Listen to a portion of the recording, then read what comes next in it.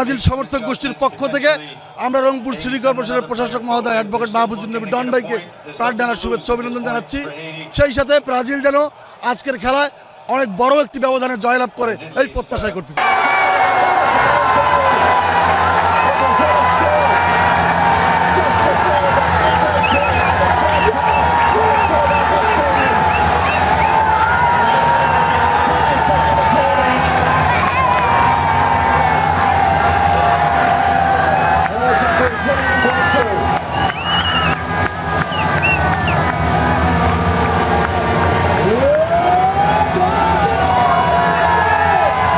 Brazil previous 2002 বিশ্বকাপে যেভাবে world cup জিতেছিল, আমরা এই প্রত্যাশা রাখি 2002-এর ন্যায় 2026-এ সেমভাবে এবার ওয়ার্ল্ড কাপ নিয়ে নেইমারকে এই ওয়ার্ল্ড কাপ উপহার দেবে।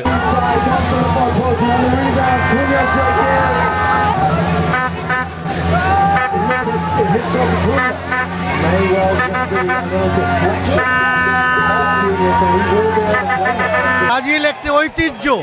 ব্রাজিল যে কখনো খেলার মধ্যে উচ্ছৃঙ্খলতা আনে না। নাম্বার 2, রংপুর থেকে আজকে বিভিন্ন মিডিয়া, বিশেষ করে যমুনা টেলিভিশন এই খেলা শুরু হওয়ার পরের থেকে সরাসরি ব্রডকাস্ট করছে এবং সারা পৃথিবীকে জানিয়ে দিচ্ছে রংপুরের মানুষ কতটা খেলাপ্রিয়। এবং আমরা মনে করি আমাদের 5 স্টার আছে, আমরা 6 স্টার পাবো ইনশাল্লাহ।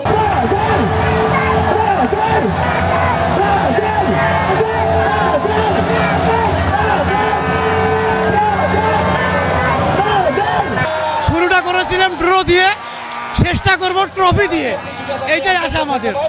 শুরু করছি ড্র দিয়ে, আমরা শেষ করব ট্রফি দিয়ে। ব্রাজিল ট্রফি নিয়ে ঘরে ফিরে যাবে এই আশা রাখে বাংলাদেশ সমর্থক।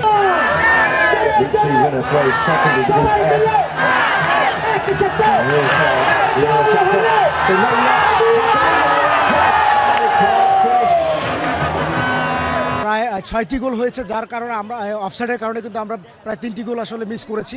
তো আমরা হোপফুলি আশা করি যে আজকে আমাদের ভালো একটা ব্রাজিল হয়েছে এবং এই যে খেলার যে ভালোটা, এই কনসিস্টেন্সিটা ব্রাজিল ধরে রাখবে এবং ইনশাল্লাহ ফ্যান্সদেরকে হতাশ করবে না। Argentina fans club, Brazil fans ক্লাবের পক্ষ থেকে ধন্যবাদ জানাচ্ছি এবং আমরা ব্রাজিলের জন্য শুভকামনা জানাই যেন আমাদের সাথে সামনাসামনি দেখা হয়।